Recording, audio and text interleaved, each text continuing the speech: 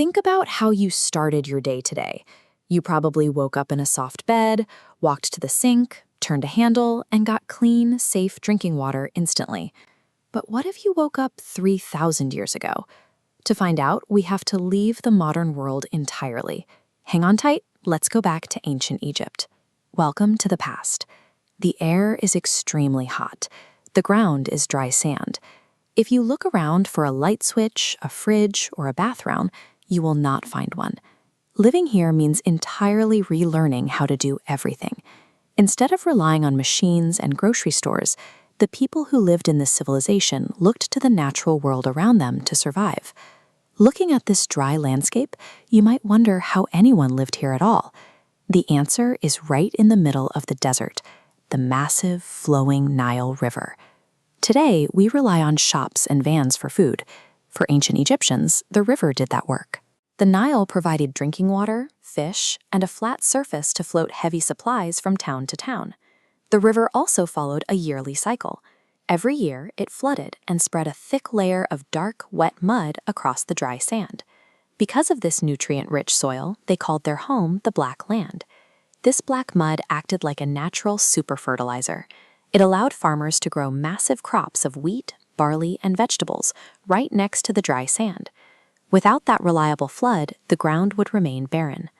That specific rhythm of rising and falling water gave millions of people the food and resources they needed to build a massive empire. At the top of that empire was the pharaoh. Today, we elect our leaders, but an ancient Egyptian pharaoh held total power, and the people worshipped them as a living god on earth. Because they were seen as gods, pharaohs ordered the construction of enormous monuments to prepare for the afterlife.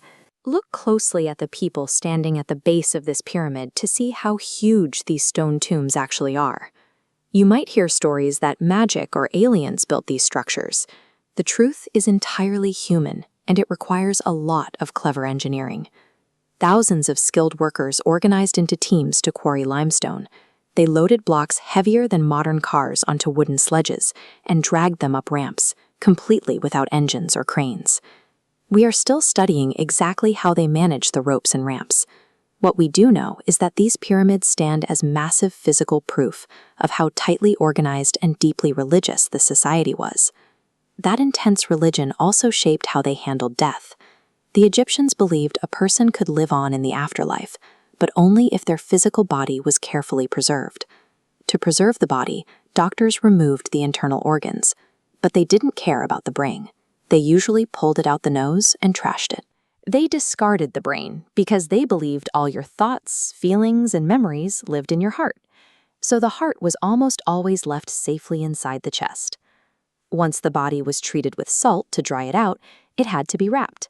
Imagine taking rolls of toilet paper and wrapping up a large piece of furniture until it's completely covered. The Egyptians did that with layers and layers of tightly woven linen cloth. As for the other important organs, like the lungs and liver, they were placed in these special containers called canopic jars, each protected by a lid shaped like a different god.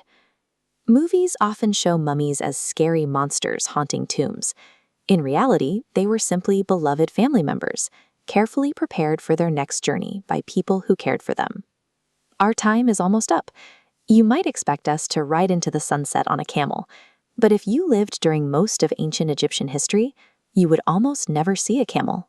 They did not become common until much later on.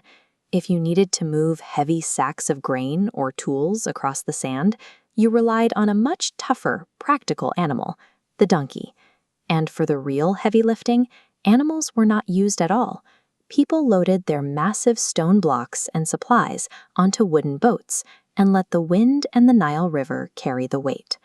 Cartoons dramatized the past, but real history relied on hard-working donkeys, clever sailors, and practical problem-solving. Okay, our time is almost up. It is finally time to press the button and head back to the comforts of today. Back home, we use keyboards, screens, and electricity to communicate.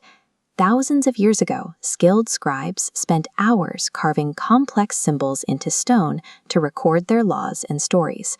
Their carved world can feel incredibly distant, but the people who carved those stones were a lot like us. Ancient Egyptian kids played with dolls and spinning tops. They did household chores, they worried about their families, and they loved their pets. So as you turn on the tap for a glass of water today, ask yourself, which ancient fact surprised you the most? Was it the super fertilizer mud, the pyramid builders, throwing away the brain, or the hardworking donkeys?